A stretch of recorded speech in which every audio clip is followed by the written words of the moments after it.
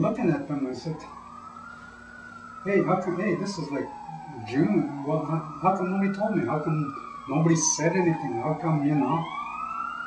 And I remember going through the shock of it all, hearing that my mother had died.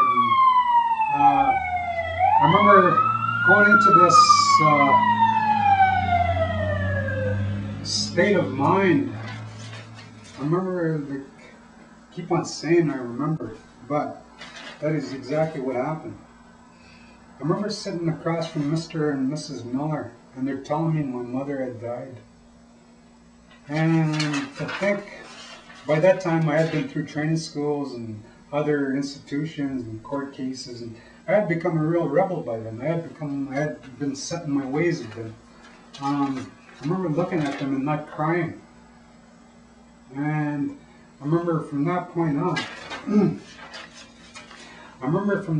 on, never again will anybody touch me. Never again will anybody ever, you know, get to me. So they delivered that news. They told me your mother died, but this happened in March, and we're already in like June, and nobody informed me. Nobody told me a thing. And I remember thinking nobody's ever going to hurt me again. I remember going into this state of mind of rebelling and just boom, blocking everything off and going into shock and the whole bit. And what happened after they delivered the news, even though there was phones available, planes available, counselors available, this was a Christian church we're talking about. This is Mennonites we're talking about. Caring people we're talking about at this residential school.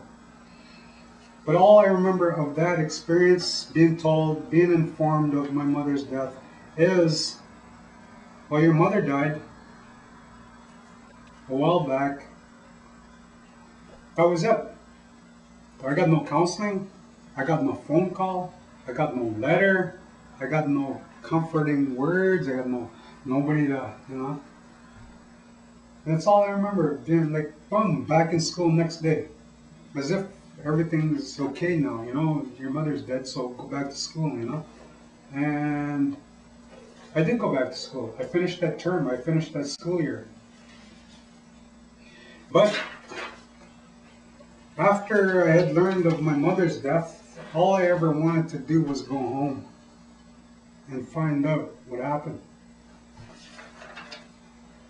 After he informed me of my mother's death, from that point on, I always wanted to find out what happened. But, you know, I couldn't go home no more. My mother's dead, and my family life was in chaos. So what are you going to do, right? I'm a kid. So I'm already in the system, children's aid, Kitchener probation and aftercare. So I'm already a ward of the state.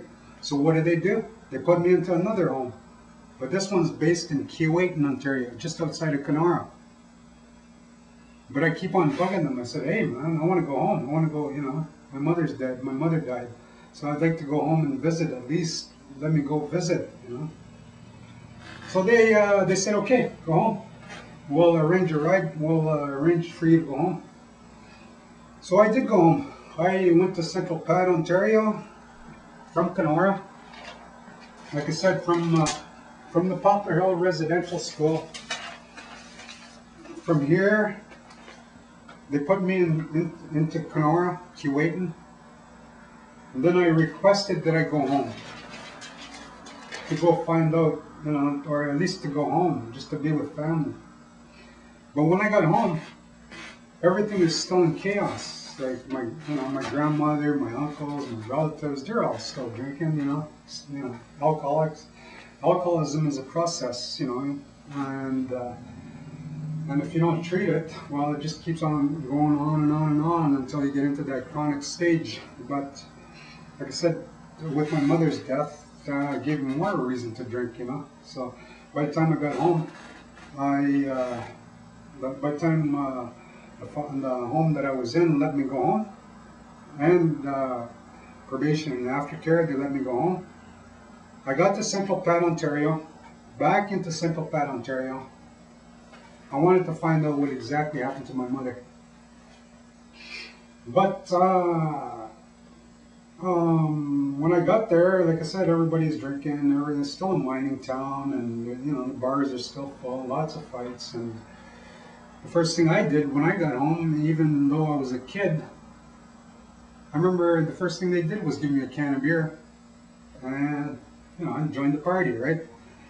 But during that time, during my visit home, I started finding out the details about my mother. And the name popped up as to what actually happened. And my mother did not die of natural causes. My mother didn't go through an accident. My mother didn't die in a car accident. My mother didn't fall off some hill and some accident happened and broke her neck or whatever. What I found out when I got home is the details of my mother's death, that she had been brutally murdered, that she had been brutally killed. And me being a kid, they gave me the name of who did it. And me being a kid full of anger and full of whatever, I flipped.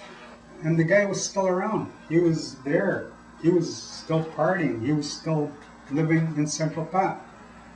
And people are telling me what this guy did to my mother.